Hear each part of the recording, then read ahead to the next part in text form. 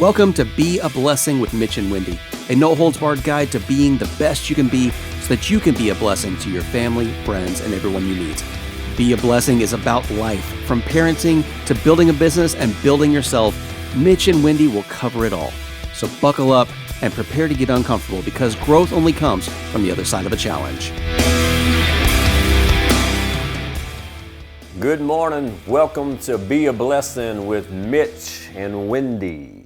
Glad you guys joined us. This is episode 5. Man, is it 5? Yeah. We're progressing along. Episode 5. We got producer Frank sitting behind the camera looking beautiful as always. Love the beard. He's got the gnarliest beard ever. It always makes me a little bit envious of his cool beard. So one day we're gonna get a picture of Frank up here, or we'll let him walk in the screen. But not only like his beard reflective, he articulates stuff in conversation. If butter had a sound. Yeah, man. He has the big beard and he sounds really intelligent. So he makes a good combo. He makes me a better person just being around him. Speaking of, real quick, I got the Facebook launched just like 3 seconds ago.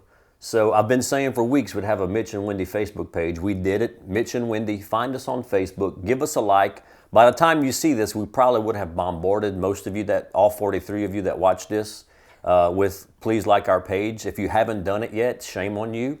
But now's a great chance to go back and like the page. Subscribe to our YouTube channel. Check out the Mitch and Wendy website. So we're building this thing out slowly but surely, and really thankful for Frank. He's made it look really professional as far as the filming out the gate. And we got the podcast as well. So I mean, before you know it, we're going to have like merch. Yeah, man. Like shirts and Be hats. a blessing. Hashtag Be a Blessing merch. That's coming. But great day. Thank you for tuning in. It's been great to see kind of the thing spiked on our first one. Then we kind of leveled out and we got some consistency. So today we're going to talk about anger. Last week we talked about anxiety. So we're just kind of confessing some shit. Is what we're doing on these last 2 episodes. But hopefully it's some things that you can relate to. But before we get to anger, just want to point out a couple of milestones today. You're watching this a week after we shot it. But today... It's always a week. Yeah, That today... gives Frank enough time to be able to get our sound right and kind of all the fancy technical stuff I don't know about. So today... Oh, and Just keep interrupting me. So today was the first day that I was able to go in. Me and Maddox went to the gym and I had my mask on and I walked in and the guy, his name's Brad, we go to the courtyard here in Alexandria. We walk in and Brad didn't have a mask on. And Brad's like, he's always on point with the mask because he works there, he's got to follow the guidelines. And he's like, well, boys, ain't got to wear the mask anymore. I was like, yes. So I ripped it off and I did. I said, Brad, I'm breathing in all that freedom. Why are you so quiet? You are very opinionated about these things, and you're sitting there very quiet. I thought you would have more reaction to this. I'm going to be honest. No. I went to Walmart yesterday, and I think 2 people were wearing masks. Yeah, interesting. And look, this isn't a political thing. It's just an observation. So just if you're for mask or against mask, we don't care. I'm the kind of person that if I own a business, so I understand some of these business owners felt the pressure and were wanting to do their best to not get shut down. So I always tried to comply, and not because of a government thing, but out of respect for that business owner. But it definitely is interesting. I don't know if we've shared this story before, but I almost got in a fight with somebody at a nail salon because I wasn't wearing a mask. Anyway, we'll share that story at another time. It was an older guy. It looked like he had a Super Bowl ring. And he probably would have kicked my tail. But anyway, interesting story. So today, talking about anger. Because anger is something that both of us have struggled with over the years. Probably me more outwardly, maybe Wendy more inwardly. My anger was something that I struggled with since I was a young person, and it stems from the time when I was growing up. And some of you, if you've watched all the episodes, I've kind of hinted at my story of the way that I was raised and the struggles that I've come through. But the bulk of that anger stemmed from a bad relationship with my father. And so as I grew older, I learned to channel that anger and use it to drive me to do better. I didn't know how else to use the anger. It was there. It really caused me to have a lot of unhealthy actions, to have unhealthy relationships. I mean, even in my faith, I tried to be a really good Christian through my high school and into my college years, but I was really just an asshole, really, if I'm just being honest, because I was taking that anger and trying to suppress it because I knew that it wasn't something good, but it was still coming out in different ways. And the ways that it came out, and this isn't on, completely the topic, but in that time it came out in how I would treat people, because I thought that it was my job to tell everybody how bad they were, you thought it was your job to be the sin police. Yeah, I was the sin police, and I was very condemning and judgmental, and all that stuff really stemmed from this anger that was driving me. I was how I related to Wendy in our relationship. We were dating back then, and that relationship struggled because I had a lot of anger and I treated her poorly. And learning through the years how to start learning to cope with the anger and not to let it affect me and affect her. And even into recent years with my children and being a father. So it's really spanned the entirety of my life. And it's something that I had an epiphany yesterday about where I am now with anger. And I was driving. I was listening to a podcast, and the podcast that I was listening to wasn't addressing anger, but it was talking about some different things that got my mind on a path of what fuels me. What's the thing that's driven me all these years? That's gotten me to the place that I am, from business to relationships. And if I was honest, I had harnessed this anger and did the best that I could to use it for good, and it drove me. And here's what I mean. It fueled me in this. I hated the process of getting from point A to point B.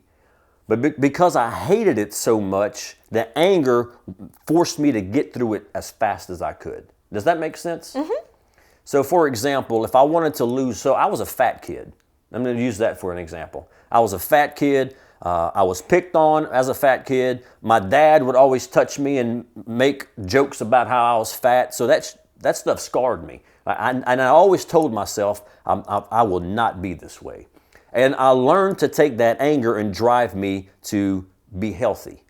But the whole time, the process of getting healthy, I used the anger and I hated the process. I go to the gym, like I'd lift the weights or I'd do the cardio the whole time, just like using angry thoughts to drive me to get through the workout, to drive me to lift harder. I would use angry thoughts to, hey, fat boy, don't eat this food. Like I would use all this stuff to fuel me, to get me to a better place. But man, it was miserable. And here's what would happen. All these angry thoughts at some point would manifest themselves, and then I would react outwardly. Maybe if you said something unassumingly to me, I was pissed off in my mind as I'm not wanting to eat the cake, or I just got back from the workout, or whatever it was, and then I react to you in an angry way. Does that make sense? Oh, it's going back to what I was talking about last week about that volcanic activity, because you compartmentalize your emotions. Mm-hmm. Instead of dealing with them in the moment, you just take them in a little Tupperware and you just keep shoving them down. And every now and then that lid pops off and out comes your emotion. Yeah. So it's just this idea of this anger fueling me. Even with business, I would look at other people who were successful, and I would get into the grind of working and get into my routine. And if things aren't happening as fast as I think that they should, I would get pissed off, and I would work harder, and I would work harder. I would make more calls. I would just work out of anger to fuel me, to get me to where I wanted to be. But man, I was freaking miserable. And what would happen every few months? Burnout. There would be like a day or two that I couldn't get you off the couch. Yep, it would deplete me.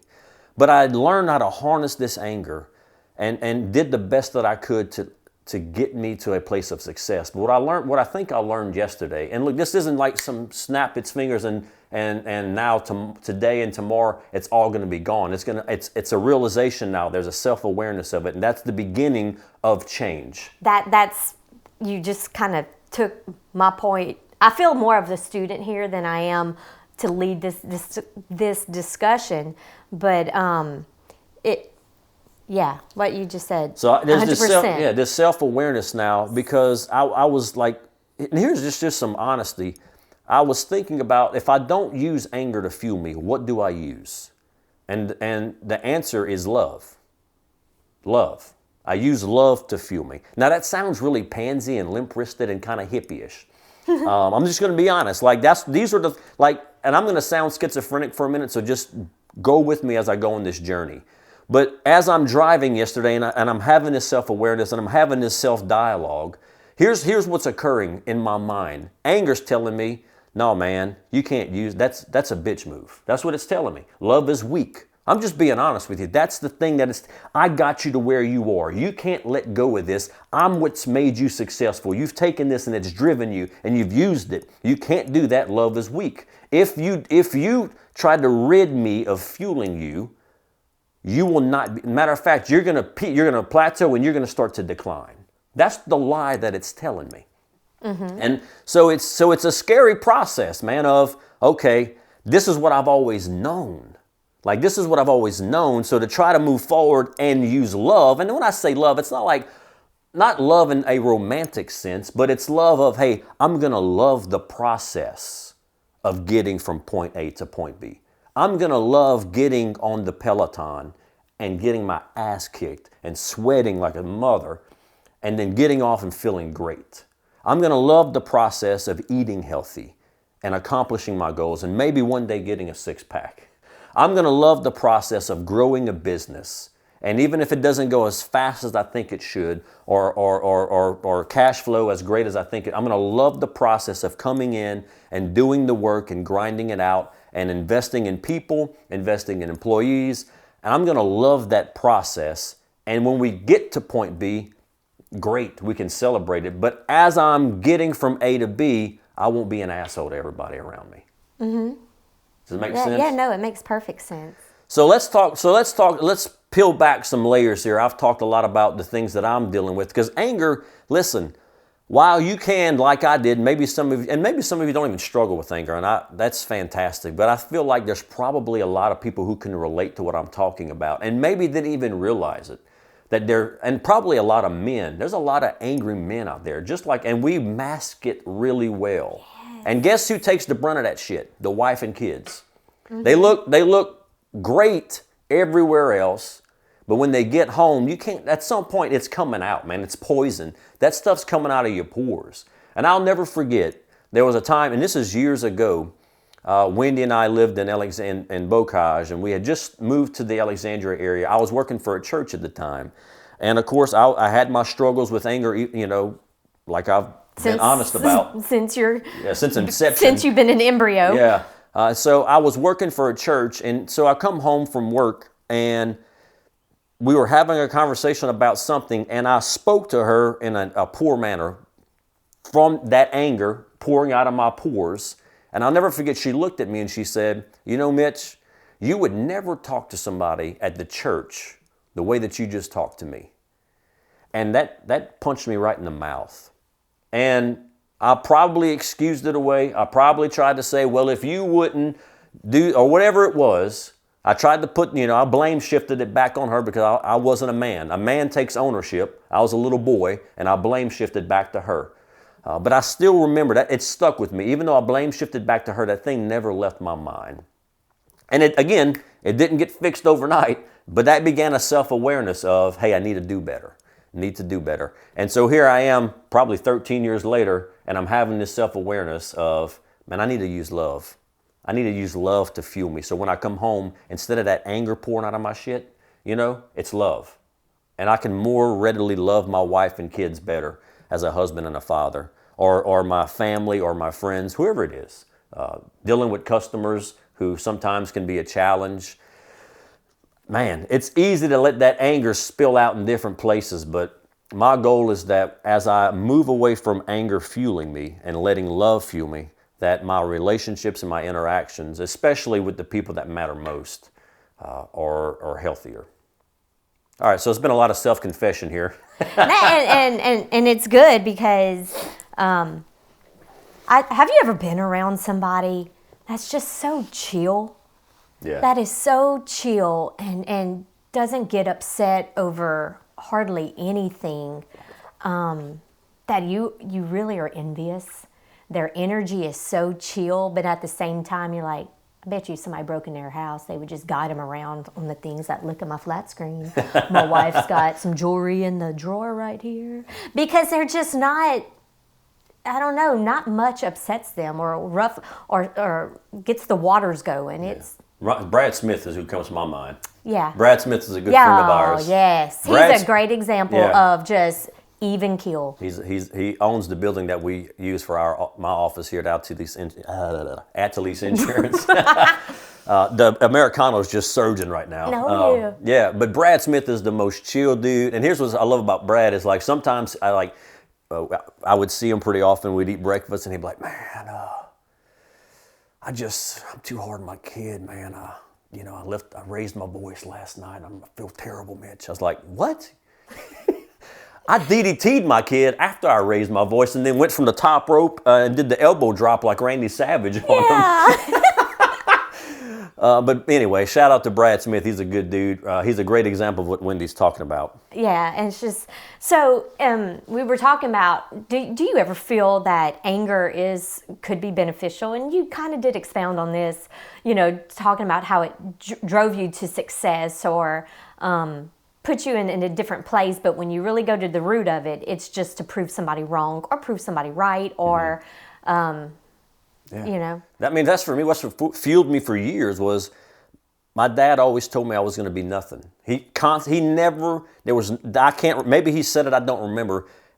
I don't remember any positivity of him encouraging me. It was always bringing me down. And I don't know why that was, but apparently he had some demons that he dealt with. So I was always in my mind, I'm going to show that, and I don't want to say too many cuss words today, but I'm going to show him. I'm going to prove him wrong. I'm going to be better. I'm going to do better.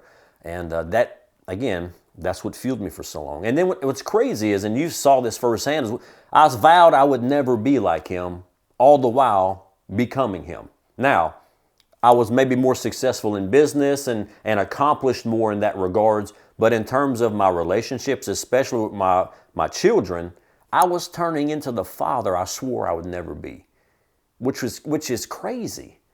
And I can remember as a young father dealing with my kids, and here's where it really came out, is when they got into sports, and I was trying to coach them. And man, what an just complete nightmare that was for those poor kids, because I had used this anger and this rage for so long to make me successful. So guess what I was trying to do to help them be successful? Just fuel and rage it, man. Take that, like just yelling at them and trying to get them pissed off so that they would swing harder or run faster or be stronger.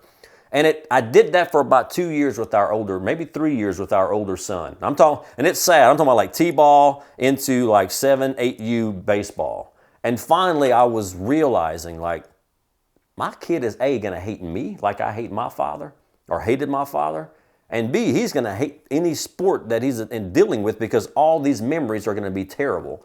So he's going to hate. And I remember sitting down with you and saying, listen, I'm going to need you to get a grip out there and catch your head, because baseball isn't anything. I don't want to say two double negatives. Baseball ain't nothing. My kid coming home for Thanksgiving is everything. Yeah. Yeah. And I love you, but I won't let what's happening on the baseball field destroy 20 years from now. Yeah. It's not worth it. I just want to know, like, this is really vulnerable for you, isn't it? It's really a vulnerable feeling to be able to go on camera to whoever is listening to this. And I know that for a fact because you do this thing whenever you feel exposed. Your eyes get glossy.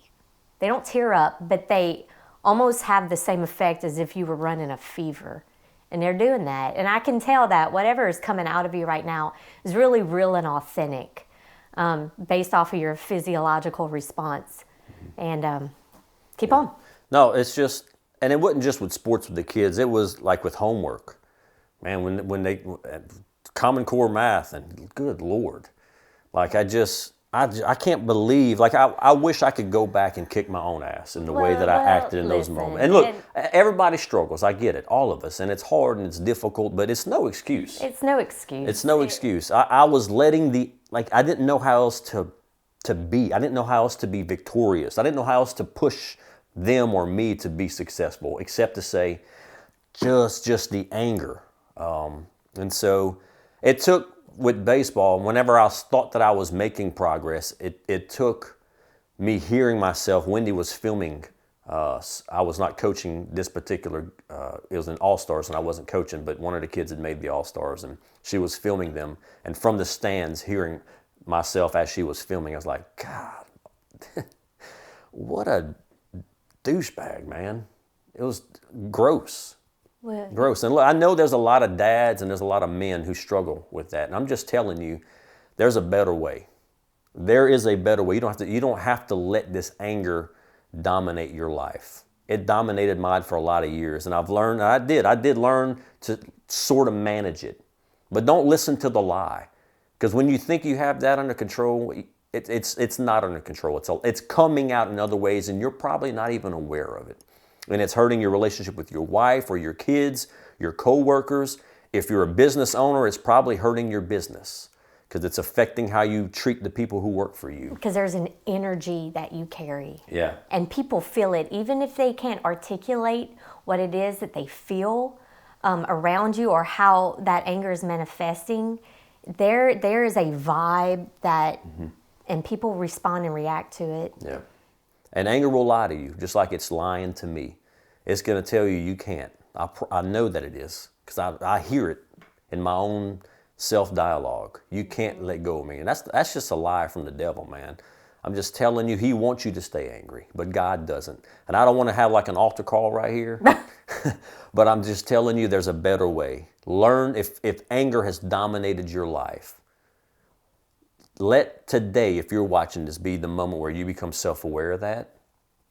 And instead of anger fueling you, let love. Let love. Love can do so. And I'm going to close with this, because yesterday, how I convinced myself. And look, we all have different ways of convincing ourselves. And here's how it was for me. Mitch, you've hit your glass ceiling of success in relationships, in business, whatever it is you're trying to be successful in. You will not progress further if you continue to let anger be the fuel that drives you. And I don't want to plateau.